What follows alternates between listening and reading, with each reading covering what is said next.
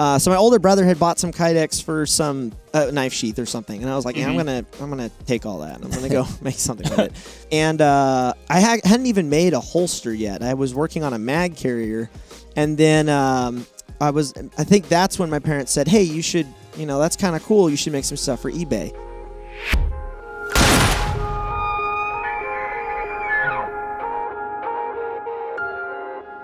All right, what is up, everybody? I have Jim to my right. Yes, I repeat, Jim to my right. Jim, you're live. Not dead. You're not dead. We were just talking about this. Apparently, there was quite some concern about your brief absence. You're on a little vacation there. I feel like we would have addressed if you had died. Like, I think we would have mentioned that, but... I like actually the thought that you would have gone on just like everything was normal. But thanks to those who were concerned enough to bring it up. Appreciate that. Yeah, Jim, you were saying it was kind of like that It's a Wonderful Life thing where you're like you kind of got to see from the outside in, and people cared. Yeah. Couple of followers out there. Wow. One of them even said, man, we're going to miss him even if we don't actually miss his car references. So, yeah. But more importantly... I was going to say, more importantly than you being alive, Jim, we are joined by Lucas Botkin from T.REX Arms, special guest today. We've been kind of hanging out at Vortex HQ. So, Lucas, welcome. It's been a pleasure having you. I've learned a lot being here. Awesome. It's been great. Awesome. Good to hear. Wow. So, fantastic. We'll put that in the Check Plus category. I think what we're going to talk about today is T.REX Arms. So I always say I hope you're comfortable talking about yourself because that's what we're going to talk about. Oh, great. More of our about you mentality, less about us, more about you. But yeah, I mean, very cool company, very interesting company, a really cool story, brand story. You guys are creating some really, really cool content in the in the gun space, which is not easy to do. Right. So, yeah, I guess without further ado, Lucas, please tell us a little bit about yourself and kind of what you have going on, and we'll go from there. Cool. Yeah, well, for those of you that haven't seen, we have a YouTube video on our channel about the history of the company that we did, I think it was about a year ago. But I started T.REX Arms in 2013. I was 20 years old. In a garage with $1,000 and an iPod Touch with Instagram. So I used Instagram to start the company, not YouTube, not marketing, not tens of thousands of dollars or anything like that. And just started making holsters one at a time. Kydex holsters for Glocks originally. We didn't make stuff for a ton of like guns out there, or like even colors. But within 6 months, it was full time for me. I had my first employee, and then shortly after that, it just kind of blew up as far as interest on Instagram. I mean, we were one of the first Instagram accounts showing shooting and guns and stuff. It was back when you could only post 15 seconds. There were no direct messages. You couldn't do 60 seconds. Couldn't do lives or anything like that. It was just for mainly pictures. Oh, yeah, and you could only post square. You couldn't even do 4x5. So it was very limited, but that was still where people were going. Facebook at that time was, it was still pretty hot, but that's kind of where other kinds of folks were at, and it was a little harder to use, and it was starting to become, there was a lot more money put into it where you have to pay to play. Unlike Instagram, you could really kind of play the algorithm. So the company started to take off. Shortly after that, we designed the sidecar holster, one-piece kydex holster that I'm sure people listening have seen or use. And that's when the company really blew up. It was a product that other folks really weren't making. We got made fun of making it for a while, and then people copied. So that's how it usually goes. That's how it goes. Much flattery there. I love it. I love it. Well, and the concept was I wanted a way for people to be able to carry a full-size handgun with a weapon light all day with extra ammo. Instead of, at the time, if there weren't very many people making holsters for weapon lights. Red dots were, very much taboo, and very, very few people were, using them. But I wanted people to carry a more capable firearm than just a pocket pistol and 380. That was even before 9mm, single stack 9mm were really a thing. So people had like 32 auto and like weird stuff. And we just recently updated the entire holster itself, which has been really fun. But the company has grown. One of the things that I think is most unique about T.REX is the platform that we have come to be responsible for is really what I would say over the past 7.5 years, where we reach over around 2 million people for a company that only employs 75-ish. So as far as proportion of our marketing, platform compared to the size of the company, revenue and employees and whatnot, it's pretty disproportionate. Normally, you'll see the opposite for companies that are in, have lots of dealers and retail and rely on that kind of thing. So we put a lot of content out there. Our goal is to educate, inspire, and equip. So we educate people on products, how they work. We inspire people to train. That's something that's very important to us. Skill beats gear. And then we try to equip people with stuff that we curate, that we sell on our website, including the Razor 1-6 HD. I'm just gonna put that in there. Oh yeah, we didn't even ask him to do it. No, I wasn't paid to say it either. I mean, I guess I am paid if you go to our website to buy one, but I wasn't paid to say it. So we select some products. We support those with our customer service. We ship them more or less same day, and things have been crazy the past few years. It's been a lot absolutely. of fun. Learned a lot. I mean, that is pretty wild. From 1 to 75-ish employees in pretty short amount of time. Yeah. Like, that's some serious growth for sure. There's a lot of growing pains and learning. And it hasn't stopped. So that's been fun. Do you still, with the reach that you have, it's pretty incredible. In speaking to social media and online, that sort of thing, content-wise. That's not an easy thing to attain. Not many people, a lot of people maybe go on Instagram, they go on YouTube, and they see channels that they go to a lot, or they see channels with multiple hundreds, maybe even millions of subscribers and stuff like that. And you think it's a dime a dozen, but it's kind of like restaurants. For however many restaurants you go to regularly, there's been like millions that have tried and failed. Right. So that's pretty impressive. Do you still, with that being said, and with all that you do you see yourself as like, when you tell people what you do, are you like, yeah, we've got a holster company? Or are you like, is it no, we do a lot of stuff on online, social media, and we also sell holsters. What's it like now? Are you a content company that sells holsters or other people's gear as well? Or we're figuring that out still. We ask the tough questions here on the Vortex. I like it. Honestly, holsters are 20% of our revenue, so it's not even our main thing anymore. Retail's become very big, especially with like body armor, especially last year. But I've always, from the beginning, I mean, I started with holsters, but within a couple of years, my goals for the company, I guess you could say, were more ideological as far as the educate, inspire, and equip. So it wasn't about our product. It was more about not selling the idea, but explaining the idea of the Second Amendment and why people have a responsibility to their fellow citizens and what that can look like. So when people ask, what is T.REX Arms? We do retail, plus we do manufacturing, plus we do educational, platform type stuff and activism. It's kind of hard to say. We're trying to do all of it, but I really do want people to see T.REX Arms as much more than just a company you can go spend money at. And we've had messages from people who say, hey, I want to support your company. Is there something I can buy or whatever? And I'm like, well, you support what we're trying to do by simply taking some of the ideas and educating people to train what the Second Amendment's actually for. It's not for hunting. It's for personal responsibility and protecting people, and holding potentially a government accountable if need be. Those are the ideas that I've really wanted T.REX Arms to be able to champion and educate people on. So this. It's hard to kind of put that into we're an ideological company or we're an activist company, because the sales side supports what we, that stuff that we do, because it costs money and time to run around and do stuff or speak at colleges or whatever. So the retail side, can support some of that. And I'm sure that supports the retail side too. Exactly. It's a symbiotic relationship. We're not a holster company anymore. I mean, it's what we do.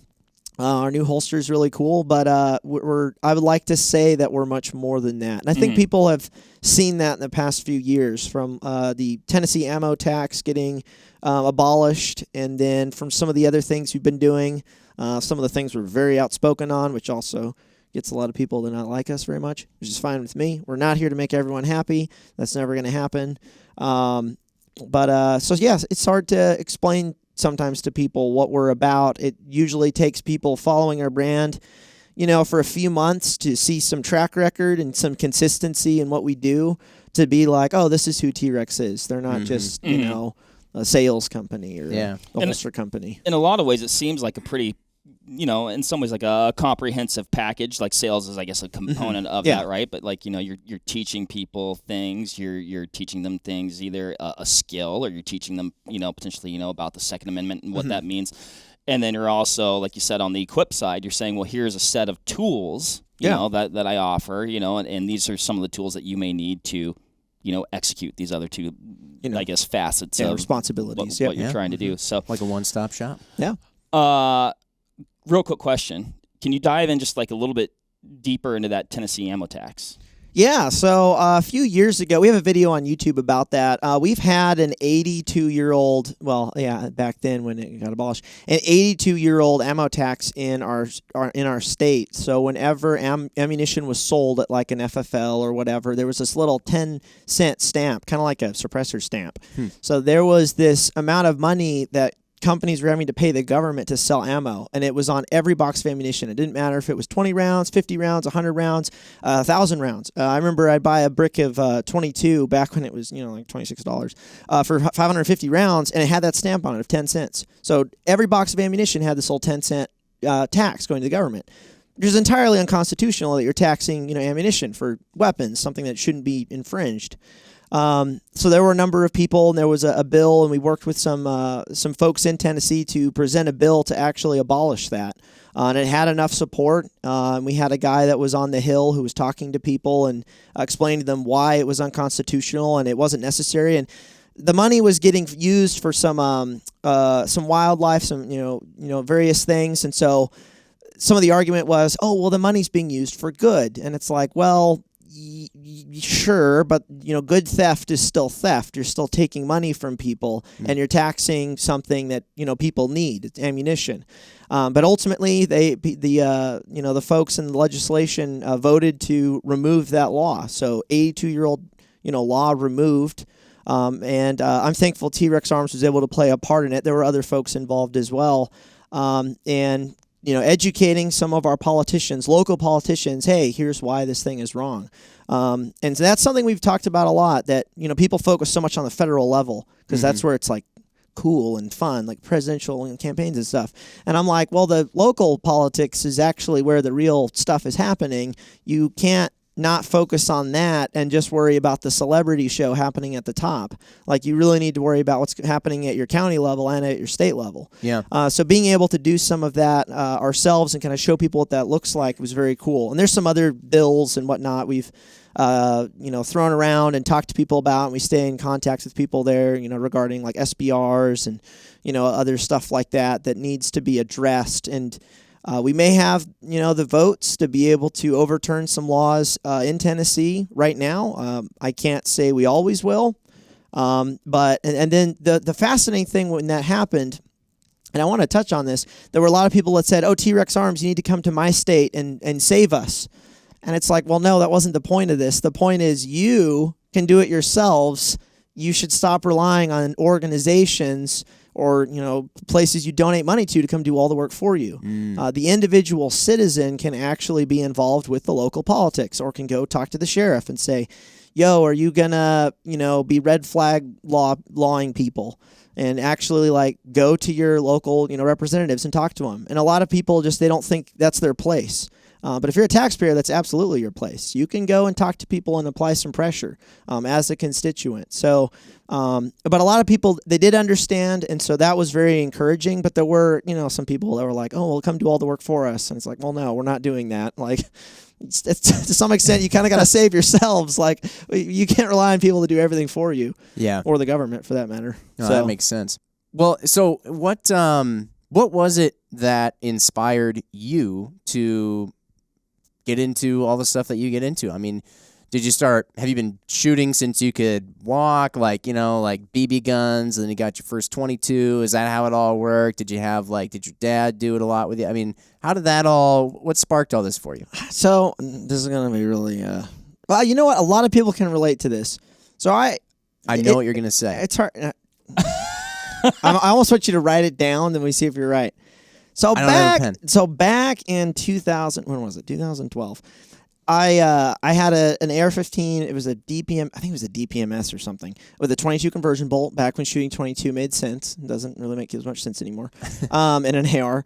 And I'd plink and I'd mess around. And then my older brother had these DVDs from a particular company called Magpul. Yeah. And I watched those a lot. I watched Art of the Carbine.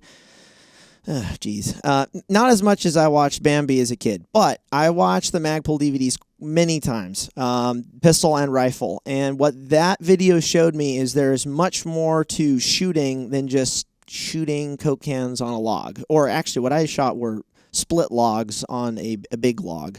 So after watching those videos, I was like, oh, wow, there's training with conditions. There's training with standards. There's a reason for training. I always understood the concept of self-defense and, not as Second Amendment minded as I am now, but I always kind of understood some of these principles from my parents. But those videos in particular really showed me there was a lot more to guns than just what I knew. You don't know what you don't know. So those videos are what started me off. I would also say that some of the video games that I played growing up that were a little more militaristic, a little more about shooting and guns, also helped contribute to some of that interest and study. That was what I thought you were going to say. I knew okay. Modern Warfare 2 in particular. But whatever. Yeah. That kind of got me fired up. So, but then, but I didn't know exactly what it was going to look like. I didn't know what I was going to do. I had no marketable skills. I basically ran the family farm, and then I started playing with this plastic material called kydex and selling some stuff on eBay, and before I knew it, I had a job. But I didn't have this overarching, super inspirational plan of, being on this podcast, 8 years ago. I didn't know. Yeah. I still don't know what I'm doing next year. I have some things I want to do next year, but a lot of it kind of evolved as I went and as I developed with my own skill sets and with just the understanding of the Second Amendment, and also just seeing things in the firearms community or just in dealing with people that I was like, man, this is, culturally an issue that needs to be talked about, where guns are for much more than just hunting, or the Second Amendment is for much more than this. And so a lot of it's developed over time, but I would say the contributing factors, I didn't grow up shooting. I've only been seriously shooting for about 5 years. I started shooting when I was 19, but I don't really count that because I was just plinking. It wasn't until I was like 21, 22 into the company that I got serious, went to competitions, trained on my own, and then a couple years later started shooting 90 to 100,000 rounds a year. I think this year I'll have shot 50 to 60,000, 2-3 days a week. So I really have only been shooting for like 5 years seriously. But I would say the catalyst was the Magpul DVDs. I think a lot of people in the industry can say that. Yeah. For sure. Those were the coolest, like cutting edge, I don't want to say hipster, but yeah, hipster, trendy videos out. I mean, before that, the training videos were dull and were pretty boring. I've watched a few since, and I don't know what kind of people watch those videos. But the Magpul videos were cool, and they made a young guy like me go, oh, I can actually watch this. It's got some music and it's got some color correction. They desaturated everythme. They didn't letterbox it necessarily, but and just the skills that they were teaching. I mean, to me, it was like that's the only content that was out there it was the only thing. Yeah, and I remember searching for Costa and Haley like on gun builds, and I'd go on like air15.com. And there would be like one photo from a class of like, oh, this is his current build. Like back then, there was no content on the internet about gun stuff. There was nothing. There wasn't really Instagram. There weren't gun pages posting cool loadouts and kit. Yeah. Nobody had lasers on rifles. And now that's everywhere, which to some extent people take for granted. But it was very different back then. When I started learning about guns, there were not a lot of resources out there, which is why when T.REX started getting bigger, I realized that I was trying to build the company that I was looking for when I first was getting into guns. Yeah. That has, quality content, running around and shooting stuff, talking about products, not just reviewing products off of a bench. Cool looking content that would actually inspire me to go out and train, quality products, demonstrating products. These are all things that back in, 2012, I couldn't find. The only company that was sort of doing some cool stuff was, I think BCM came a little bit later, but it was kind of BCM with all their instructors. So that's kind of been my goal for the past few years is, be that company that I was looking for when I was a brand new gun owner 20 years old, trying to find that company I can go to learn about, shooting, training, responsibility, equipment, gear, what's good, what's bad, and so that's kind of what we've been trying to do with T.REX, is be that company for the newer gun owners that are wanting to go beyond just buying a rifle and putting it in a safe and thinking they're prepared, but want to do more. Well, I know the code. It's not That's prepared. right. You've taken one step at least beyond. Are we in a better time now? Are shooters in a better time now than they were back in like 2012 or back in? I think if anyone, I see discouraged people all the time who are upset about either the political administration or what's going on or whatever. And as much as there can be bad political stuff happening, provided there's growth happening for the community and people in general, so aside from politics, that can be a major win, because politics is downstream from culture. So if we fix some of the cultural stuff now, then in 10 years, 20 years, we could actually see some really good stuff happening. But I don't think anyone can argue things are getting worse as far as standards in the shooting community goes, equipment goes. There's proliferation. There's way more gear out there. Now, not all of it's great. I mean, we know that. There's always substandard stuff whenever things are made. But no, I think things are way better now than they used to be. But I know there's a bunch of defeatist attitude people who want to gripe about. I've seen people say Instagram has ruined shooting. I disagree. I think Instagram has raised shooting standards for a lot of people. Now, for some people, they chase flashy stuff. I used to be one of those guys who would post, my best runs and all that. And so, I've said that many times. But I actually think as a whole, Instagram or social media in general has done more to help the shooting community than some of these organizations that claim to, but we just don't see a lot of fruit from them. So I think things are great. I think things are getting better. Things can always be better. Yeah. But I actually think we've seen some really good stuff the past few years as far as understanding, standards being changed, standards being raised. So I'm very optimistic. No defeatist attitude here. Right on. Not at all. Silver lining to everything. There is. Everything. I like the positivity. But I agree. I mean, you think about just the amount. I mean, and everybody knows this, but I mean, the internet, obviously, Jim, it's www. Anyway. But, what's that? No. Oh, you still write the W's. It's the World Wide Web. I think you can stop typing .exe at the end of everything. Really? Yeah. You don't even have to do the backslash, huh? No. Oh, all right. Good to know. But no, I mean, just the wealth of knowledge and resources and the content that you're producing on YouTube or podcasts that you're doing or other podcasts. I mean, there's so much information. And, you talk about, Instagram where other people, I mean, think about you're talking about a time where like, oh my gosh, I saw a picture of this guy's AR-15. Like, and that's weird. That was like valuable information when you think, when you extrapolate that to what you can find, at the snap of a finger nowadays, you can get ideas, or I like what that person's doing, or I don't like that, or actually that validates what I have been doing. Right. A lot of information out there. Now, one of the things we were talking about yesterday, Mark, and this is where I occasionally have these thoughts that are like hard to articulate, so I just struggle through it for a bit. You'll have to bear with me. But we were talking about this a little bit yesterday. And, all right, so you have like training, like you're talking about, right? It's important. It's just part of the Second Amendment. It is our right to bear arms. And someone like yourself feels very strongly about that. I know we feel very strongly about that here. But what I was thinking was, all right, so when I go on Instagram and stuff like that, I'll see people who are, they're training all the time. They're shooting all the time. You're shooting 90,000, 100,000 rounds a year, something like that. And I'm thinking like, okay, you're doing that as a responsible citizen is in a lot of ways. But I also think there's definitely something there for you where you're like, this also ticks a box for me. Like this is kind of like my thing. Maybe I'm speaking for you a little bit, but if you could do something in your free time, it's definitely way up there, right? Yeah. And everybody's kind of got their different thing. And for other people, it might be another thing. Like people know all this already. The people who thought I was dead said this is the one thing they wouldn't miss was my car references, right? So I'm like a car guy. I'd miss them, Jim. So I appreciate that, Mark. I think to myself, like, all right, that's really far up there if I ever had free time. I enjoy firearms. I like guns. I like shooting and training. I know is something that I should do, but I'm like, sometimes I have a hard time doing a lot of it, right? So I'm curious, in your opinion, for the average American, like if you had to put something out there for the average American to almost meet a goal for training as like a necessity, and anything beyond that is like cool if you're really into it and it's your hobby, like go for it, shoot for the moon. But like, is there a benchmark that people should at least try to hit?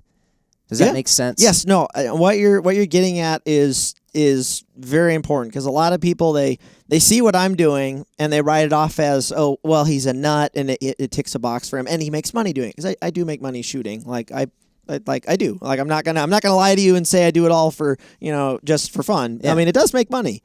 But that is something to kind of talk about, because there are people out there who have this expectation that they have to train, have to shoot as many rounds as I do to be good. The answer is no. In fact, I should be way better than I am for the amount of shooting that I do. The reason I'm not able to, focus on certain things is in the process of switching out my gear and my guns and my whatever and filming. It's not like dedicated training time on a single type of gun, like like competitions, that kind of thing. Yeah. Because I'm swapping between, like Berettas and, all this stuff.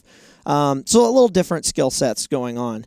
But bare minimum, that's something that I've kind of thought about a lot. What is something that the average citizen can attain to who only shoots once a month, twice a month? Dry fires. I don't dry fire religiously like some people. Folks that aren't as interested in guns, I just know they won't. But there's some really basic ones. I think the average gun owner who is owning a gun for the sake of protecting, so not just like hunting or shooting on a bench or whatever, they should be comfortable and competent at moving with a firearm, which is something that unfortunately a lot of classes don't give people the opportunity to do.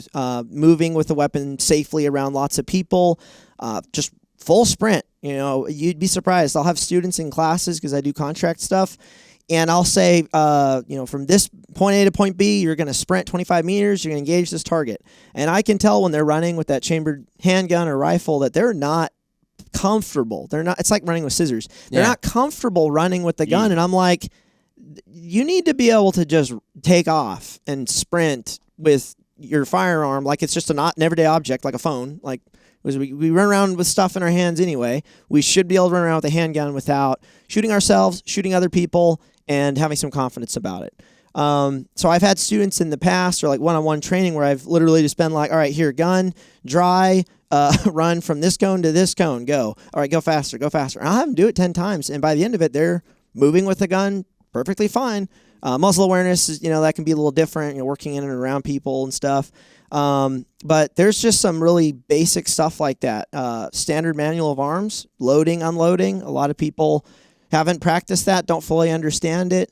And then marksmanship standards and speed and marksmanship, that's where, various opinions will come in, where folks will be like, you should be able to shoot, 3 rounds at 3 yards in 3 seconds, or 20-yard pistol shot A zones, or, whatever it is. And I don't have an exact expectation for people that they could meet with, a minimal amount of training, but I do think it's something instructors should explore. Some sort of, I don't want to say standard, but let's just say some sort of standard that's, hey, with this amount of shooting, you should be able to, hit this sort of a target with a handgun at this range. You should be able to draw from a holster in under 1.5 seconds or 1 second, and be able to deliver accurate fire. You should be able to move safely with a weapon. You should be able to have your finger off the trigger when you're not shooting the gun. That's a big one. If you're not taking your finger out of the trigger guard when you're not shooting, it's a problem. Like, you should fix that. So that's a pretty basic one that you should have. Yeah. So, but I don't have the. We'll start there. Yeah, start there. Keep your finger off the trigger until you're ready to fire. But that's definitely a discussion people need to think about, and they should not have the expectation of, oh, well, I have to be as good as Joe Farewell, or I have to be just as good as Lucas. Like, no, your business is not. If your business is not shooting, you're probably not going to be shooting a lot.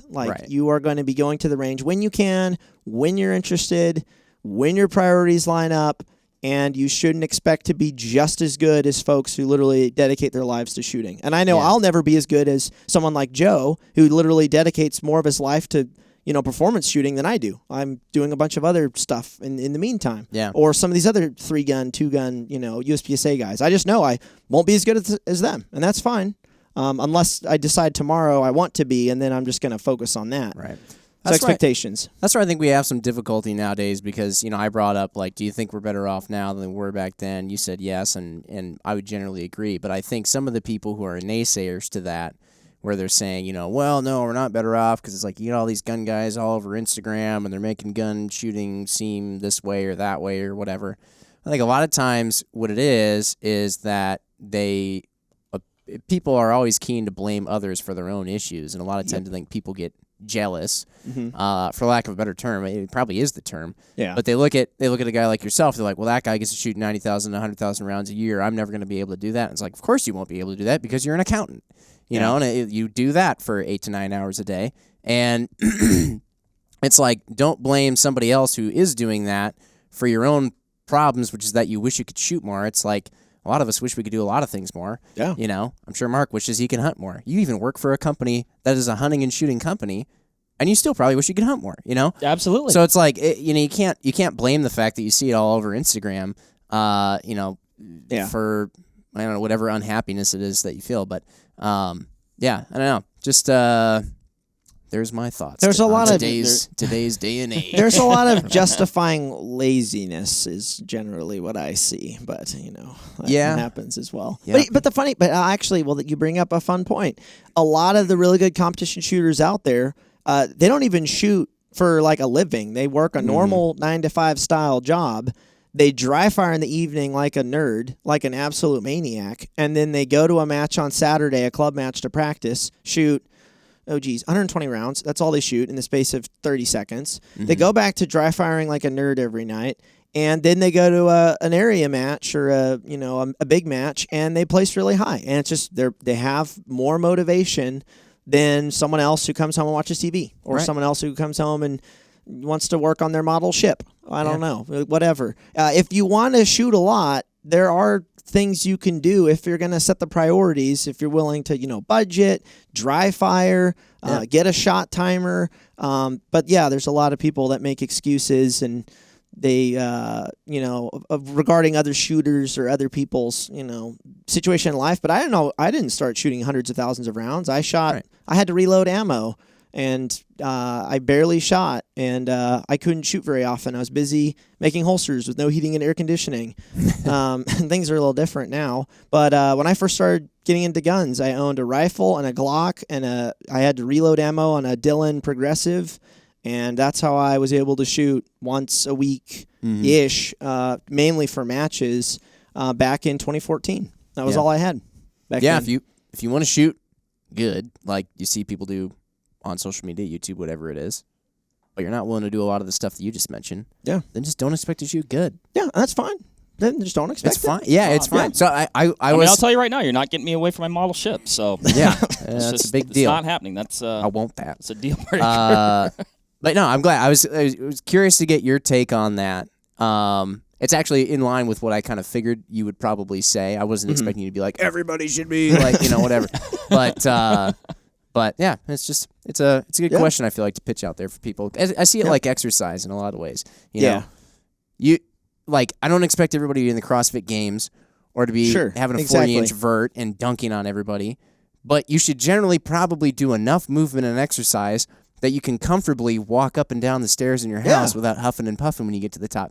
So it's like it's similar to what you were discussing there. It's a baseline. Yeah, you should be comfortable in doing daily tasks, the exercise thing, and as an American with the right to bear arms and with all of the liberties that we have here, you should at least be comfortable around firearms, and not looking at it like, if I touch it, it's going to somehow turn around and bite me, or whatever. Yeah, like right. It's a bomb. And I think there's so many new, people who are hunting. As of late, we have so many new first-time gun owners, which is absolutely amazing. Like, welcome, come on in, everybody. This is amazing, right? But you definitely want to encourage people to do enough practice or training, or even getting great information off YouTube, so that they get beyond that point of I got a gun. You want to like, we know now. Learn how to use it. This is it. But it's again, in my hand. But again, like the tools are literally at your fingertips. We did kind of circle back, and I'm glad we did. and maybe we'll jump back to where we were here. But you're talking about, oh, and then, I found this material kydex, and I didn't have air conditioning. I made some, okay. You're like, I went from, I was working on the farm, and then I found some kydex, and so, like, maybe dive a little bit deeper into, like, where you found the kydex. But sure, and then you're yeah. like, or even like, man, I really want to make some products. Mm-hmm. Well, So- being from a farm, I can see it happen where you're just like going through some old rummage pile. Oh, here's some stuff. There's Well, some use manure. this. Yeah, I'm like, oh, kydex. Yeah. It's like, all my farmer friends that usually just start, I found this cast iron around there, so I cut it up and I welded something together, and now I have this amazing tool that nobody else had. Oh, Yeah. So the way it happened is, I watched the Magpul videos, and this is I don't know if I've told this story before, so you've heard it here first, folks. Ooh. And in watching the videos, I kind of went out and I practiced. I was doing reloads from a back pocket because that's really slick, if you don't have any gear because, your parents haven't bought you any and you're poor, which is fine. I'm glad mom and dad didn't buy me any. I was like, you know what? I bet if I position a rifle magazine, not at my belt, because it's kind of awkward to, get all the way up here and grab it. If I drop it down on like a little thigh rig thing. So I was like, well, I need to go and design and make this thing so that I can actually use it. So my older brother had bought some kydex for some knife sheath or something, and I was like, yeah, I'm gonna take all that and I'm gonna go make something with it. So I took it and I went and made one, and it worked decently. I went and ordered some like little materials and stuff for it, and I hadn't even made a holster yet. I was working on a mag carrier, and then I think that's when my parents said, hey, you should. That's kind of cool. You should make some stuff for eBay. So I made some Glock pistol mag carriers. I ordered some more kydex because I didn't have, he didn't order a lot to make a sheath. You ran out of your brother's. So I ran out of his. So I ordered a little bit more, made some Glock mag carriers. I think I made a couple P mag carriers, put them on eBay. $25, whatever. I didn't sit there rubbing my palms waiting for them to sell. I had 6 listings up. Buy it now. No bidding. Only buy it now. eBay took 10%, or whatever it was. So I just, stood there waiting, and they started to sell over, a couple weeks. And then my fire captain found out somehow, because at a fire meeting or something, I don't know. He asked if he could get a Glock 17 holster, and I hadn't made a pistol holster yet because I originally thought, well, there's already good holsters out there. I got this really awesome Blackhawk Serpa, so which whatever. State of the art. Everyone starts with one, so I thought nobody needs a kydex holster when you've got a Blackhawk. When you've got, Safari Land out there, which is what my older brothers used. But he asked for a holster, and I was like, you're my chief. I'll make you one. So I made him one. It was trash. But I gave it to him. He paid me like $50. And then 2 weeks later, he ended up drawing on a home invasion situation. He came home to a burglar in his house. So he drew down on the guy from the holster. Unbelievable. So that, I know, Wow. It was in the paper and everything. And he messaged me and said, hey, thanks. The holster worked great. And so I got some little tinglies and some dopamine, and that really, inspired me to go, well, I should just start a company if someone can take a holster I made and actually use it. And so then I started working on, a WordPress website, e-commerce. Yeah. It was like $400. I paid like $500 total for the website, and I had like $500 in material. So for $1,000, T.REX Arms was started, and then it just kind of went from there. But those early days were weird. They were great, but they were weird. Hey, that's how it always is. That's how it goes. That's the best times. We didn't ask yet either, and you've probably described it at some point. The T.REX Arms name. Yeah, it's great, isn't it? You're like It is. when I expected when you came in and shook my hand, I had to like reach. Yeah, they look like regulars, Well, honestly. Regular arms. So how'd that come about? Why does everyone have to ask that? So I was at the breakfast table, and I didn't know what name I was going to name my company, and I was spitting out names to my younger brother, and I said T.REX Arms because it's funny. T.REX little arms. Oh yeah. And he was like, "Oh my gosh, that's a great name." And I was like, "Nah, that's dumb. I don't like that. I said it wasn't professional enough. It wasn't serious enough because it was too funny." But literally everyone in my family was like, "That's a great name. You should use it." And I was like, "All right, fine. All right." I guess it grew on me. But the name's great because when you hear it from a branding perspective, when you hear it, you visualize a T-REX. Everyone knows what a T-REX looks like thanks to Jurassic Park. It's also a play on words. It can be a joke. but it's also broad enough it can be anything.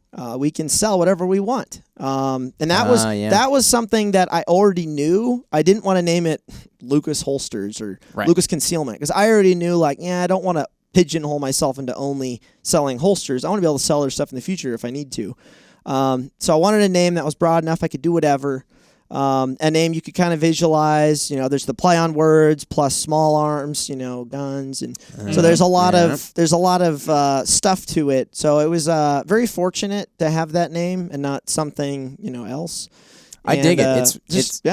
It's one of those things where it just like we're talking about. Like Lucas from T.REX Arms is coming. Yeah, people are just saying it, and then everyone chuckles. Then like 5 minutes into the conversation, somebody says it, and you're like, "We're saying T.REX Arms."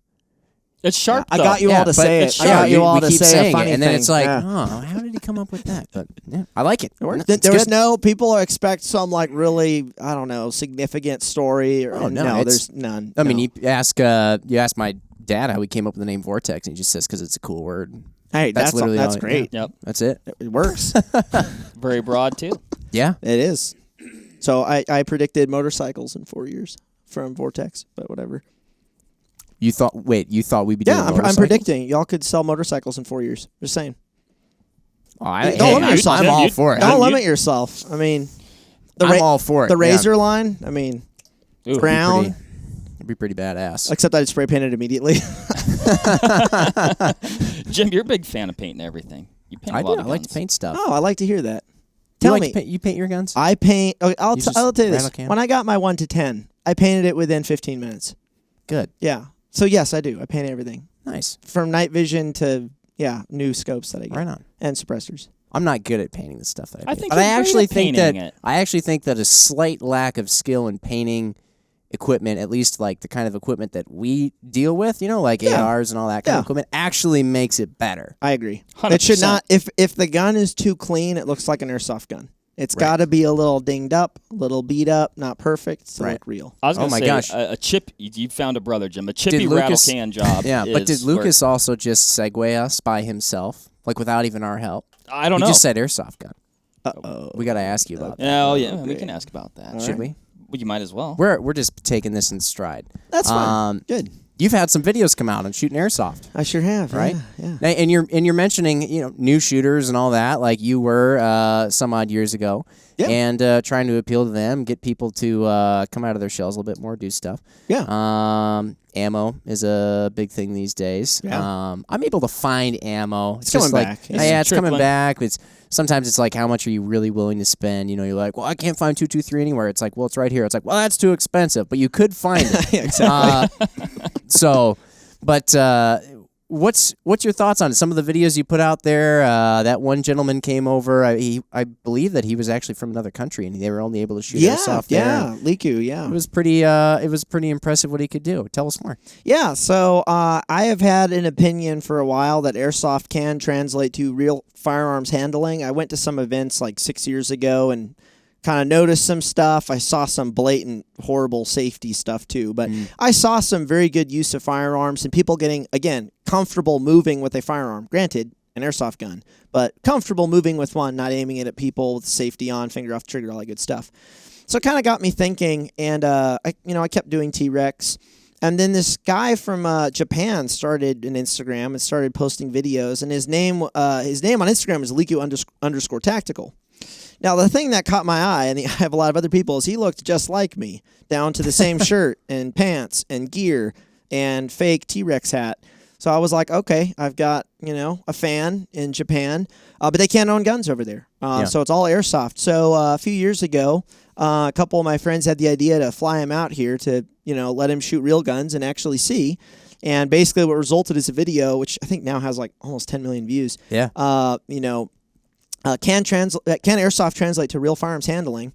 He came over, and within 2 hours of being on a handgun with real recoil, he was shooting bill drills a little over 2 seconds. He was drawing under a second on a target. He was reloading faster than some of the LE mill guys at the range that day.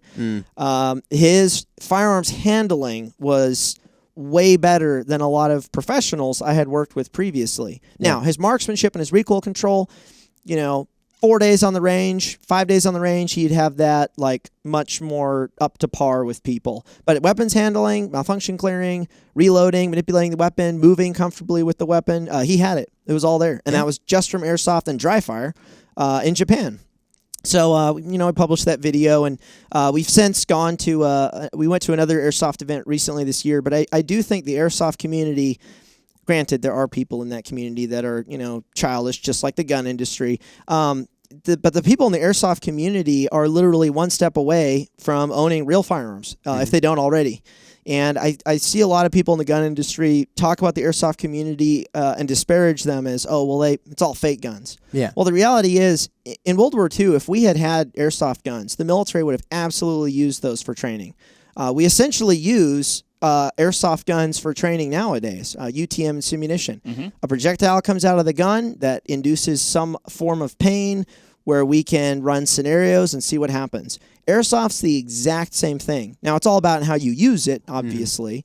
But the reality is there's nothing wrong with Airsoft compared to Sims and UTM, except that it doesn't mark you when you get hit. But there's nothing wrong there from a training perspective. And then there's just the community perspective of, hey, these are people that need support from gun folks, real steel, real gun people, to come in there and help them. And if they want to get into real guns, what does that look like? What should they buy? Where should they go and train with them? Because they know where to go for Airsoft events. They don't necessarily, always know what kind of ranges to go to or whatever. Yeah. So I really think the Airsoft, community in the gun industry should be a lot more unified or supportive of each other. I don't get why they're not. It just doesn't make people sense. are stupid. That's why. There you have it. Jim, it's people cool to have hate. egos, and people are, But here's the funny thing, and here's the thing that's really going to tick some people off listening to this. There are Airsofters out there who are training harder and more, I would say, realistically, for a Second Amendment type of thing than gun owners who just shoot on a flat range. And that was part of what my video was earlier this year, talking about, if you go to an Airsoft event, you're not just shooting, you're having to run around with all your gear. I think we moved, it was something like 11 miles or something like that in a single day in full kit, up and down stairs, around, working with people, communication, target identification. Those skills and things are much more realistic to let's say a national disaster or some sort of bad thing. Red Dawn. Red Dawn. Than me just shooting on a range, drawing from a holster with a shot timer, which I'm a flat range ninja. Like, I'll be the first to say it. But that's still only like 2% of the puzzle. That's good, yeah. So Airsoft, from a training perspective, if people want to get out there and do more than just shoot, that's really your best bet, except for joining the military, where you're also not even guaranteed to, get some action. Yeah. But you're also not guaranteed to get action in Airsoft either. But, So I do think the two communities need to be more supportive of each other. I think there's Airsoft companies that could be more supportive of the gun industry with, guns that are closer to being, replicas and, some of the manual of arms. I think the gun industry could be more supportive in being involved in some of these events, hosting some of these events, having booths at events. We're going to another event here in 2 weeks. I'm taking a bunch of my guys. We're all going to run on the same team. We're going to work together, guys from my company, and then we're going to be there to talk to folks and, help them give away body armor and stuff like that. Real armor, not Airsoft armor. What do they say when you guys are there? Are they just kind of like, do you get weird looks? Like, what are these a guys? lot Are of they people gonna, come to try talk. and make fun of us or something. I mean, there's some I'm just people. asking. I'm just wondering because it's like I haven't done a whole lot of Airsoft stuff before. I don't have any issues with people who do it, but like I just see so much on Instagram. It's like, oh, looks like Airsoft, whatever. Yeah. Like, I mean, it makes you wonder if somebody who actually does Airsoft at this point is sort of like, geez, they're always ripping it. Like, these they D-bags they definitely notice. No, it's when we've gone, there's a lot of support. A lot of people come over and, they watch your videos already. They watch what we're doing. There's obviously a few of them out there who are like, it's those guys from T.REX Arms. Yeah. But, we always have that. And, as long as they spell our name right, I'm happy. So they can talk all they want. I don't mind. They just have to spell our name right. I mean, the platform itself, to me, having not really done it, I have been shot with an Airsoft. Back in my Cabela's days, Jim, when I was up in the internet department, we got a bunch of Airsoft guns. I think they were like thinking about carrying them as like an internet-only item, and then what? Oh, carrying them in this. Okay. Yeah, like as a Cabela's. SKU. Yeah. And So then my buddy Mike, called, hey, can you come over here? I'm like, yeah, I come over, and then bam, bam, bam, I got shot right in the back, like point blank. It drew blood, Jim. It stung. It can hurt, yeah. Anyway, so that's my big experience with Airsoft. But looking at it, watching your videos, and just kind of like the more I've, kind of, I guess, researched it a little bit. I mean, the platform itself does seem to lend itself to kind of like you can do it anywhere. Yeah. Like you could do it inside. Yep. You could do it, outside. You could probably do it in your basement. yard. You do can't it here at Vortex. We could. Ooh, there we go. Yeah. Ding, ding, ding. Yeah. There's an idea. Light bulb. It will crack computer screens, though. So yeah. It will. It will. It will. Yeah, you need to okay. cover them up if you want to do it here at work. You'll want to redact glass screens. How do you know that? No, never mind. No comment. There's some Airsoft at our work here and there. Anyway, my point, Sold which it. is probably obvious, you can't do that with a regular firearm. Yeah. Right. So your opportunities to maybe practice some of these skills, or like you said, the comm stuff, or working as a team, or movements, just difficult to find the what's the word I'm looking for? I guess even just the place to Yeah. to But do that sort of thing. Like Lucas was saying, though, I mean, it is what you make of it. Like, if you just want to go around and do like you used to do back in the Call of Duty Modern Warfare games, where you just run around aimlessly. Yeah. I mean, all right, cool. If that's what, like, Yeah. you want to spend your time doing, do it. But if you actually want to, like, you can make it something that's a little bit more serious and realistic, too. And like you said, people are already doing it with the UTMs and NLTA rounds and stuff like that. And then when they do it with that, for whatever reason, it's like, it's badass. So it's like, Yeah. all right. Right. Like, I think we talk about Airsoft, again, and this is from like an outsider's perspective, like, eventually you can graduate to like a real firearm, where like in my mind, I'm like, man, I wonder if a lot of people would actually benefit greatly from going the other way. Yes, I agree. And what's been really cool in the past few years, I kind of touched on it, the Airsoft community supporting the firearms community. Glock did open up licensing to have their pistols made with all their specs for Airsoft. I think there's like 2 companies that do it or something like that. So you can get, Glocks that will fit normal holsters that you can dry fire and train with and whatnot, which is awesome. That you don't want to necessarily drop the magazines on the tile floor. They will break. But so there is some support there where you can actually get like the real kind of gun that you own in Airsoft form and draw it and shoot a projectile in your house or at work. Well, unless your work isn't gun friendly, I guess. I take for granted that at my job, we basically require everyone carry rifles. Not quite, but close. Like, you're the like weird. You're like the weird kid if you don't. Okay. That's like you they're in didn't the bring your supply you didn't bring closet. your MP5 today. Aw, yeah, that's kind of how it goes. Like they're in the supply closet. Like, let's see, I need some Post-its. I lost my pen, and then the extra AR-15s. I'll grab one of those. Yeah, Mark 18 suppressed. Yeah, just boom. Makes sense to me. It does. Agreed. Every business. I feel we're a lot like that. It was only the other day that we were shooting BB guns in here. I don't in the studio. I don't think we told people about that, Jim, but now we did. Oh, now we did. But yes, I mean, you're at a place like a gun-friendly company like yours or here, and I guess it depends on the context of like where you're at. But I do feel like we're super fortunate. Like somebody comes in here with a cool gun and people walk towards it. Probably. Probably in a bank, you're not going to do that. But yeah. I might go over and be like, "Whoa, what'd you bring in?" Right. Well, I know that's let me what I check always this like. action If somebody out. ever actually came in and tried to hold Do a up, bank. Yeah. Hey, cool, man! You just take it from. oh wow, sweet. yeah, let me check that out. Really, What optic you running? that'll really throw them off. Why? I know why, but I don't know why. It's like it should be all places of work. Maybe not all. I don't know. All should be gun friendly. It just shouldn't be. Everyone should have a basic. You don't have to like guns, but everyone should have a basic understanding of if you don't do these things to a gun, a bad thing will not happen. You have to do these things to a gun that a bad thing will happen. And if a gun is just there sitting there, it's fine. Like it's not. Right. Nothing's going to be a problem. But no, people aren't educated on guns. People fear what they don't understand. For example, I am not particularly interested in skydiving. I do not understand parachutes, reserve chutes, how they work, what the likelihood is of splatting on the ground. So I'm more scared of skydiving than someone who actually skydives. Yeah. There are people who are scared of guns because they don't understand guns, and they just see them in movies, and they hear about them, and they see the news, and they're like, "Oh, gun! If I touch it, it'll go off. I'll die." And it's like, well, no, if you actually have any sort of understanding, you'll know it's fine and you can jump out of the plane and survive. But I don't know anything about skydiving, so I don't really want to do it.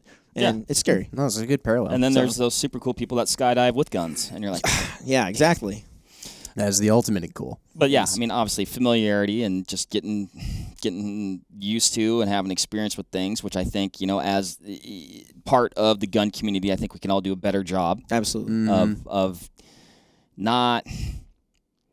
I'm not. This is gonna sound, because not everybody does this all the time, but like, guns can be like they are, and again, a lot of maybe it's driven by the media or whatever, or just like I said, like lack of familiarity. Like they're kind of intimidating, right? Like a bad thing could happen if you know use it improperly or kind of break those firearms rules. So, but you don't want to make people feel stupid because they don't know. Yeah, exactly. Well, and guns are supposed to be intimidating. That's their purpose. And right. Being dangerous. Which people, I love how many gun people forget that. And I'm like, no, guns are dangerous. That is what they are for. That is why I own guns, to be dangerous. I want the most dangerous gun I can own. I just have to know how to use it so it's not dangerous to me. Right. It's that simple. Valid point. Yeah. What about, on the content side of things, and I guess we're kind of talking about, a lot of new gun owners and stuff like that. Are you guys, is that an area of focus for you at all now? Can you say that again? Like, just on the content side of the house with T.REX Arms, and we have all these new gun owners or people who are, or maybe they have a gun, but they kind of like rekindle, maybe I need to start using this thing. Like, are you guys creating content catered to that person? Like, hey, man, I need to know, like, those drills you do are amazing. Like, I'm super impressed, and I do want to get there someday, but, like, I need to learn just like the basics. Yeah, so that's and I will confess, I have a hard time dealing in beginner content when I'm interested in panoramic night vision and shooting to 400 meters and really awesome equipment. I will forget or take for granted, we haven't talked about sight alignment or recoil control or safety or whatever or in how a to while. wear a sling or how to wear a sling. So like at times some of my guys in the company will kind of be like, hey, I haven't done a video on a beginner thing in a while. And then I'm like, oh shoot, you're right, I should actually do that. So last year I did a video how to shoot a handgun in 10 minutes. Actually one of the more difficult videos to film because you're condensing it into a small piece. But that was kind of one of those pieces of content, especially for 2020, because there were always new gun owners buying handguns and whatnot, needing to understand a few things: grip, stance, how to press the trigger, keep your finger off the trigger, all that good stuff. I would say our ratio of content, though, is lopsided more to the gun owner that already owns some stuff, already kind of understands, probably owns an AR-15 already, or already owns some nicer gear for it. But that is something that I'm hoping we can do more of, is some of that content for the newer folks out there. We've been creating some help sections on our website for like, if you're a new gun owner, here's what you should think about, or you have a rifle, here's what you might want to consider upgrading.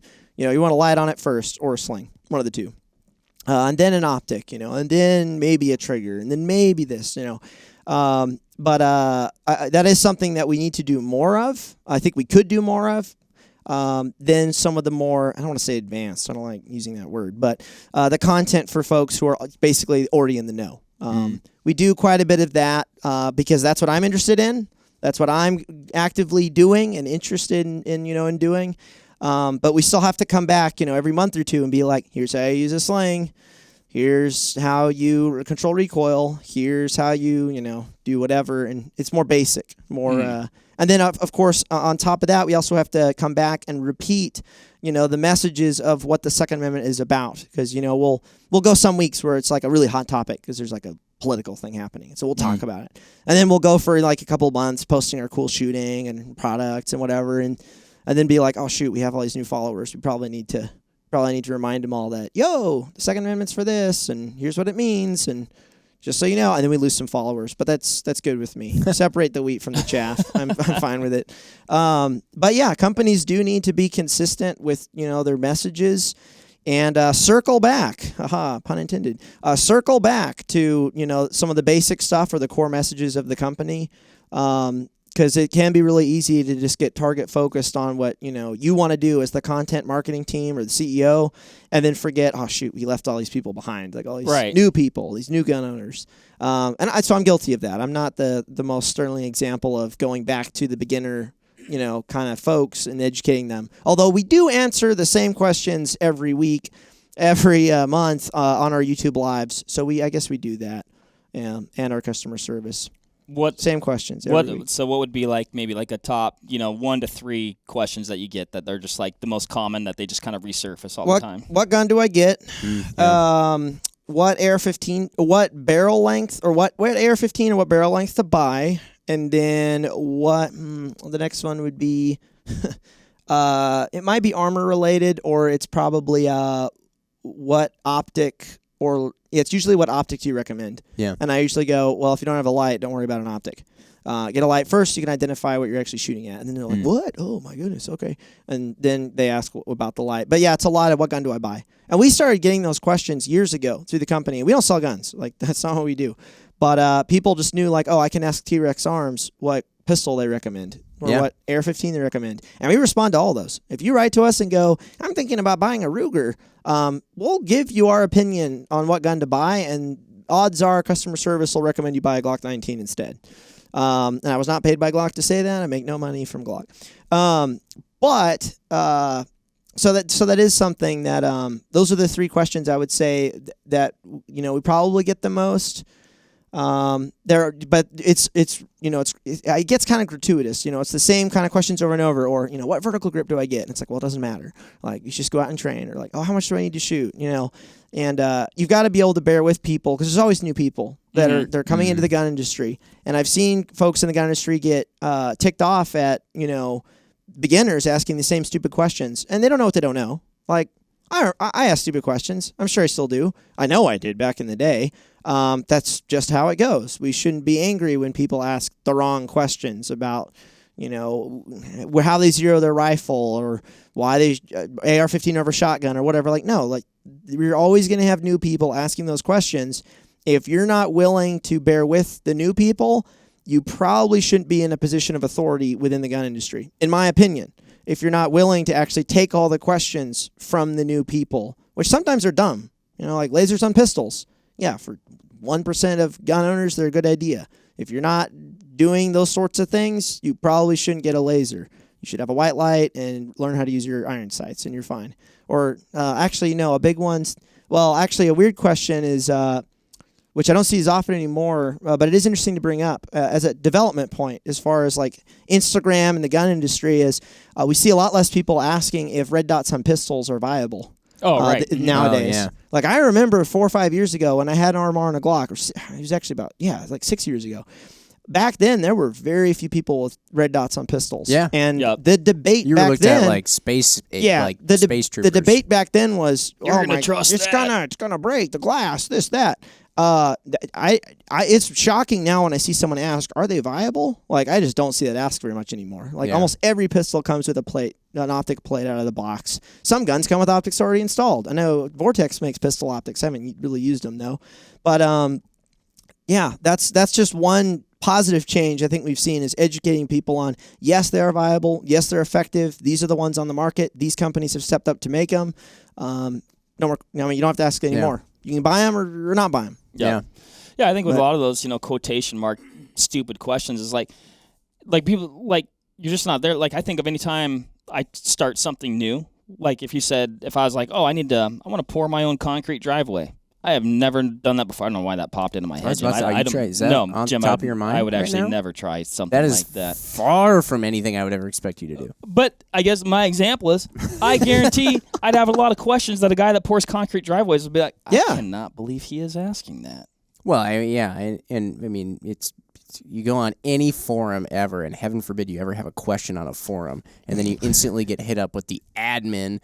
Or usually admins are kind of they're just trying to keep the peace. But you get hit up with somebody who's a senior member, and they've been there forever, and they go, use the search function. And it's well, I think it just took you more brain cells, with how mad you are about I didn't use the search function, than it would have to actually just write a 3-sentence response, even if you've answered it. And You're not wrong. You're not wrong. Boy, I have a lot of thoughts about The forum police. Speaking of asking questions and kind of like a person's personal journey, into firearms and progressing with their skills. Great transition. I mean, with you personally, Lucas, like you said, like I've been shooting seriously for the last 5 years. Like I've watched some of the videos. Like you seem pretty advanced. Pretty fluid. Your movements are very deliberate. What did that look like for you? Like where did you seek information to get to where you're at now? So, and this is the thing that I try to communicate as much as possible. So I say that I'm a self-taught shooter. Now, what I mean by that is I did not have a shooting coach. I did not take classes every year. I did not take 10 different pistol classes. I took one carbine class 6 years ago, ish. And then I took some specialized night vision classes. And what I did was I shot some competitions to, get some perspective on the skill gap between, shooters. And at my local club, it wasn't incredible, but it was still, I thought I was hot stuff, showed up, and I was like fifth from the bottom, like 7 years ago. So I came away from that. I studied shooters online, USPSA competition shooters specifically. I wanted to find the guys at the top to establish perspective. So J.J. Racaza was one of them. I was like, who's winning? Him, Max Michel. I'm like, all right, I'm going to follow these guys. I'm going to go find all the videos on YouTube of them. And I watched, and I saw, okay, they're entering and exiting position super fast. This is how they're standing. This is how they're controlling recoil. This is how fast they're shooting. I should be able to do all of these things, or at least I should be able to do these things to some level. So I used the guys at the top for my perspective, and then I crafted my training around, basically I was like, all right, if I want to be able to shoot, through these kinds of targets in this amount of speed, I just need to get out and I need to do it. And I need to track the time it's taking me to do it. I need to track my hits. Probably one of the biggest mistakes that I made early on is I shot all my targets up close because it's really fun and fast and cool for the camera. The problem with shooting all your targets up close is you won't see your trigger deficiencies as blatantly. Or shooting steel. I shot a lot of large-size steel back then. Steel lies. You don't know where you hit. So then later on, when I was going around and working with some different people, and I would go to their range or like a military range, and I would shoot, their Winchester NATO ammo. It's hotter, more recoil. We had smaller targets, or we were shooting further away. I was like, oof, this is not going as well as I would like. A little better on my range with the big steel and shooting targets 5 yards away. Not as good now that we're shooting further away or doing stress shoots or whatever. So my training has definitely evolved as I've gone. But I did not take, 20, classes to learn shooting. I more or less taught it to myself. Now, using, materials online from folks like J.J. Racaza, and I actually flew out and took it was like a 6-hour session with him back like 5 years ago. So I did that. That was one of the few training things that I did. But otherwise, it's just work on my own. Go to the range, have a plan, make a list. Be like, I'm going to work on recoil control. I'm going to work on target transitioning, entering position, entering, exiting. But that's kind of one of my messages is you can teach yourself how to shoot. It's not rocket surgery.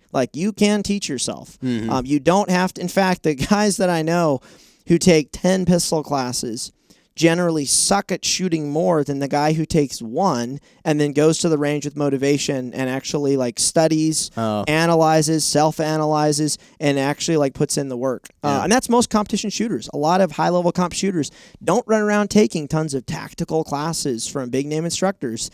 They shoot matches, they train on their own, they dry fire, they watch some videos, they see what other comp shooters are doing, and they crush it, and they do great. So you can save a lot of money not taking, as many classes. Yeah, that's my opinion. Sounds like, combination of dedication. Yep. And then a very analytical approach of breaking down your process, other people's processes, like you said, finding what's working, maybe some of those deficiencies. And Mark, do you have anything else? Mark, actually, for those not watching, Mark printed me out a piece of paper. It's because you refuse to print. I've got lots of things. I know, we've been going. It doesn't feel. This has gone fast. And now we're.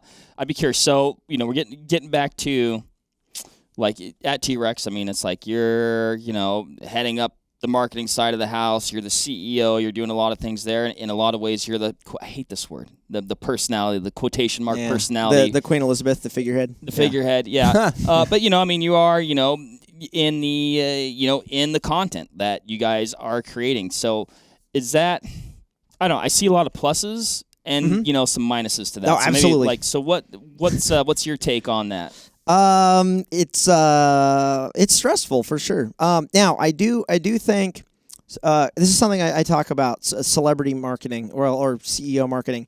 There are some definite pros to a CEO being public facing, and there's obviously some cons. The con is at any time, I mean, the CEO, he's under a microscope, whether it's me or another CEO.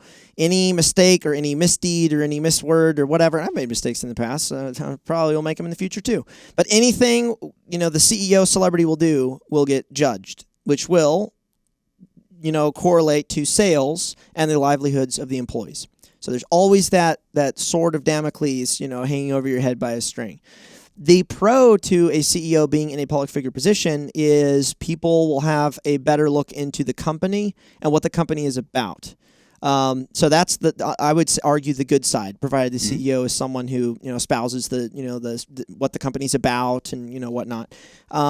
So that's I think in our case, there's been pluses and minuses to that. I think for the most part, though, it has been a positive because I am very open about what our company does. I have positions. I like to lay them out when people ask, such as you all, about what our company does. I think I mentioned to you earlier about the whole Mexico situation we ran into earlier this year with the AC Uno.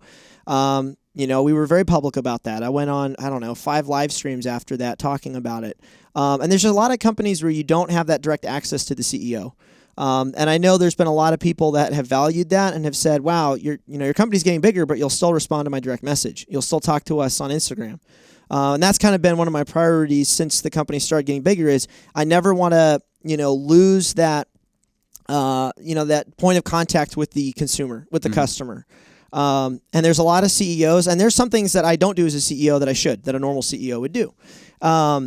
But the other advantage to being in that kind of celebrity position is I do think the CEO has a better grasp of what is going on with the customers, with the consumers, because he's obviously interacting with them a lot more than a CEO that just sits behind a desk and comes up with a 5-year, 10-year plan and checks in with all the department heads and does the job of a CEO. So there's pros and cons. The biggest con is a lot of the infrastructure on the company will rely on that celebrity. If that celebrity all of a sudden, dies or leaves or, something happens where he has to step away, now people are like, oh, well, now we don't know, what's going on with this company, and now that person's gone. So there are pros and cons to it. I'm hoping in the future that some of the responsibilities of being the spokesman or the figurehead can go to other people, and it's not just me, so the company doesn't just rely on, some of the spokesmanship that I do.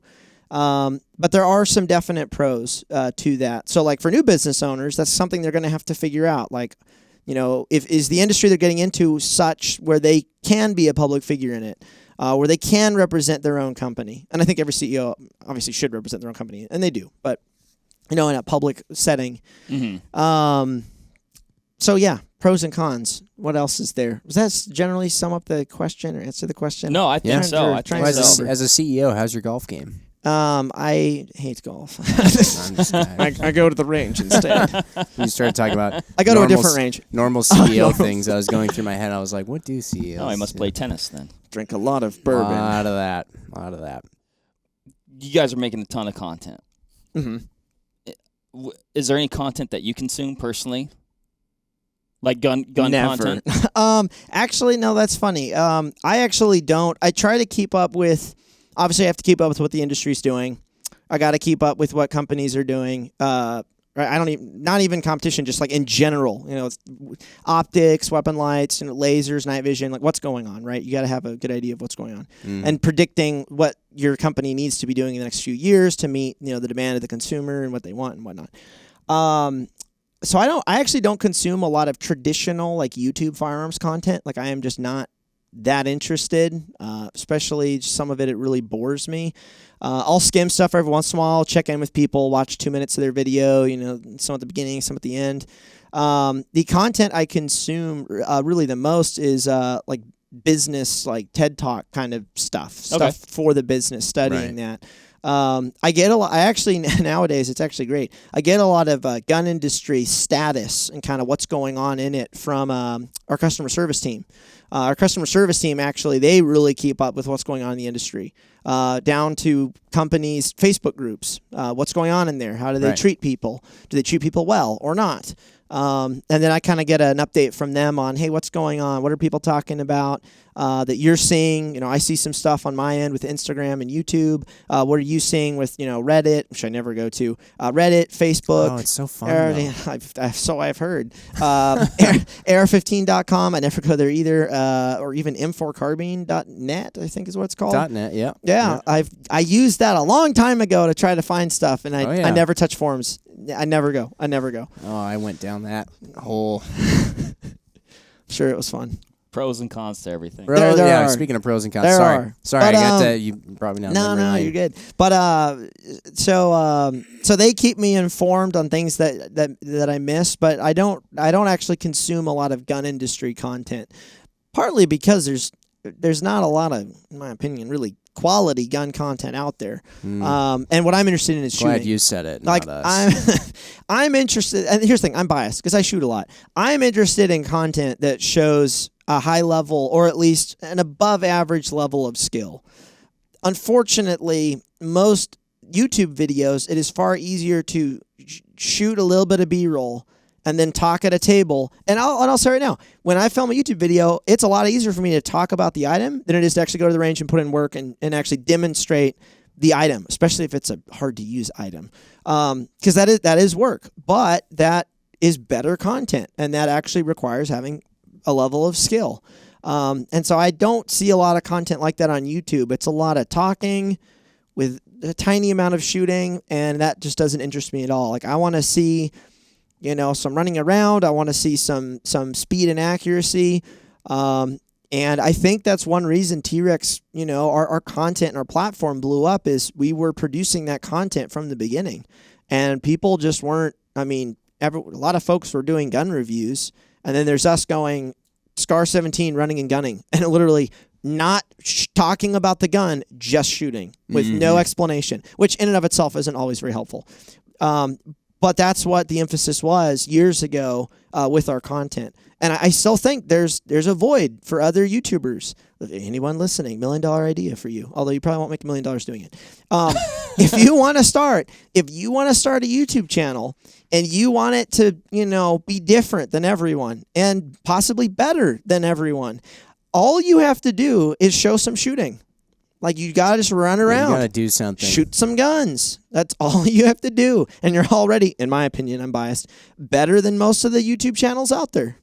Like, that's my opinion. It's so simple. Even if you actually go and shoot something, it's actually oftentimes being more helpful than just talking. There's a lot of talk online already. There's a lot of talking. I prefer to read than sit and watch somebody talk. Now, granted, of course, we're on a podcast. We've been talking for an hour. Hey, people are driving. Hey, look, whoever's listening to this is driving right now. Driving. So they can't read because the phone needs to be down. We're doing them a service. We are. I got one of those headsets on the lawnmower with an antenna. That's right. 2 beers. But, dude. But no, that is helpful. I love watching stuff where someone's doing something. It's skill. So much better. Yeah, people like it. That's why action movies do really well. Also for product reviews, though, like you're talking about. Yeah. Like whenever I go on and somebody just talks and talks and talks and talks and talks, it's like, okay, yeah, I could have read this in a review online on the products page. I want to see it being used. Yep. Like, right? Because if somebody's using it and then it breaks, then I know, that thing breaks. Yeah. Or you can see how they did it wrong. Or just how well it's being used. Yeah.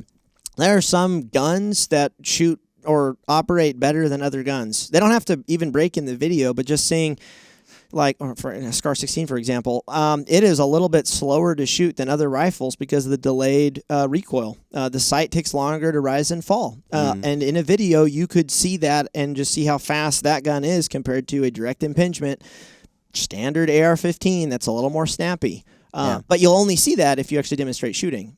If you just talk at a table, well, no, but I actually know that and see it. Right. So it's just not useful or as useful. Right. That's my pet peeve. Whatever. My last one. I got one more. You got one? I was How going to many ask more you do if you you have? have any more questions because I have 3. We But can they're do short, three, though. Mark. We can They're do it short. fast. They're really fast. We can do it fast. My last one is you got so many videos, so I apologize if I missed you're fine. You're missed fine. this one. Bolt guns and stuff. Is that just like doesn't do it for you? FUD. No, I'm just kidding. Oh, come on. I would honestly Drop the F-bomb. Okay, I will say there's a guy on Instagram that I follow. Okay, this is a perfect example of cultural desensitization. I have had zero interest in shooting a bolt gun because it just whatever, like semi-auto, gas gun, way cooler, offset red dot, running gun, shoot, be fast, cool. It hurts, but flashy. all right. Okay. But I found a dude I found a guy on Instagram who really got me interested in running bolt gun. And I started talking to him and trying to figure out like what kind of bolt gun do I want, and I'm gonna have to fly out west to shoot long range because like we can't do that really in Tennessee, even though we're the patron state of shooting stuff. His name's Philip Vallejo. He's a Marine, former Marine. I think he's out now. It's a really familiar name. But he had some Instagram videos of him working barriers, moving fast. You know, wasn't just prone. Shooting off of weird obstacles, working a bolt really fast and awesome looking. And I watched some of his videos, and those videos on a social media platform made me interested in a bolt gun. That's what made me interested in a bolt gun, not reading on air15.com or watching a Hollywood movie. So when people are like, Instagram doesn't help anyone, like, no, it helped me right there. I was actually interested in getting a 6.5 Creedmoor bolt gun of some kind. I don't know. Yeah. But I still don't know what I want. I want.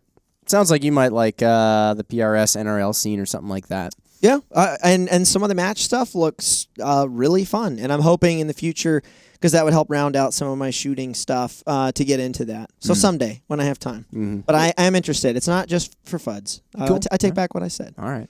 F-bomb retracted. All right, I'll retract it. The F-bomb. All right, Mark, you can fire off your 3 remaining. Well, okay, so here's one. And maybe, I think we definitely covered this, but for those like not super familiar with T.REX Arms, I mean, you sell a variety of products, but like what are the products that you guys make specifically in house? We make so all the kydex holsters we manufacture in house. We just released a new version of our sidecar holster where now it is modular. You can use it for 3, 4, 5 o'clock carry or appendix. It's not just dedicated appendix anymore. You can put all sorts of accessories on it: tourniquet carrier, rifle mag carrier, handcuff carrier, pistol mag carrier, or another handgun. So you can have 2 handguns akimbo. Ooh, all right. Well, with some modification, but it's pretty cool. Just kidding. Don't do that. If you do that, wow, I was thinking about it. yeah, if you do that, you're actually a FUD. But people asked. F-bomb return. So we have Tough crowd over here. Oh, trust me. Two-gun Tommy over there. Tactical Timmy.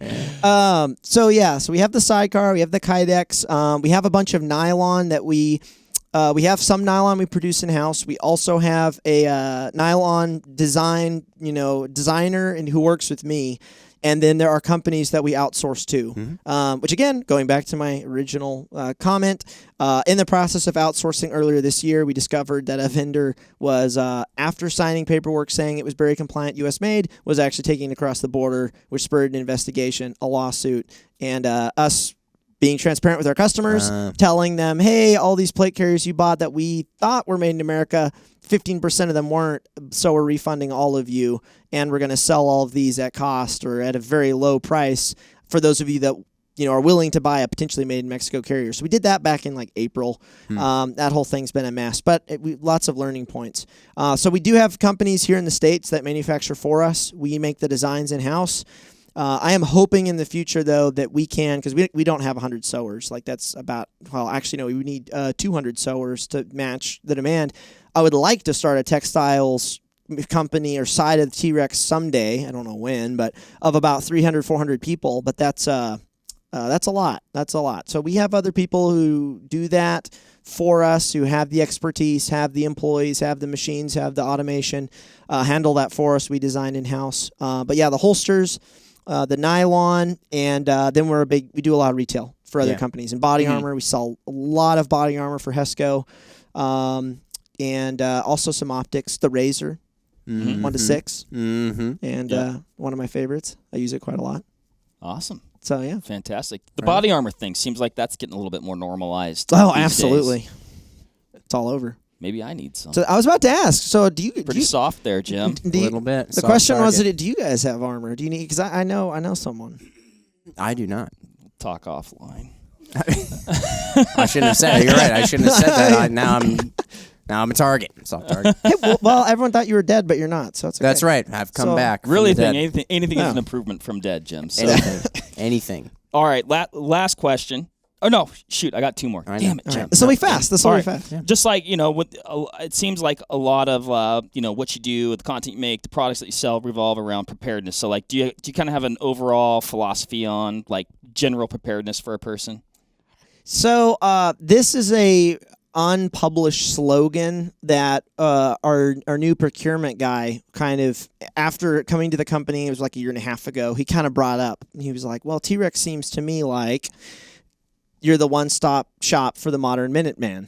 And we were all like, oh dang, that's kind of really cool. awesome. So that saying has kind of been going around the company, and that was kind of the premise from the beginning. But he kind of summed it up. His name's Brian. I think he works with someone here with ordering, and so that's kind of the concept. And so ultimately, that would include. I don't want to say everything revolving what a Minuteman in the 21st century would have, but technically that could mean anything from night vision, helmets, body armor, sustainment gear, load-bearing gear, the firearms themselves, although I don't know if we're going to do that, but who knows? Anything's possible. Our name's T.REX Arms. We can do whatever we want. But it's anything that falls into that. Are we going to get into yachts and jet skis? Probably not. We're probably not going to do that. I'm sorry. We'll do motorcycles. You do the motorcycles. We'll do that. Guys do. Okay. We'll do guns that go on them. Okay. Yeah. Fair enough. I like fair that. enough. Yeah, night Fair vision, all sorts of cool stuff. IR lights. So that's kind of, and we're still scoping out, when some of these, product suites will come to our website, because we're not done. I mean, we've got a bunch of stuff, but there's more we want to offer or produce in-house or assemble in-house or QC in-house. But that's sort of the unspoken or the unpublished slogan that we've been operating under or moving towards, where people can go to us and get everything, but not have to choose from everything. We are curating, the products that we want to carry. We're not going to carry every optic out there. We're not going to carry every weapon line, every holster. We're going to carry the ones that, we've used, that we really want to support, who are backed by quality companies, because that's a big deal to us. Like, we're not going to sell a product from a company that's just not doing very well as a company, because we are supporting them by doing that, affiliating with their brand. So being that place where they can go to, see what's recommended and then acquire that item, but not have to choose between everything. Yeah. Gotcha. We don't want to be the Amazon. We're not. That's not our company vision. We're not trying to be the Amazon of the gun world. We're attempting to be something different. That already exists anyway. It does. I'm going to start Amazon Arms. All right, last question.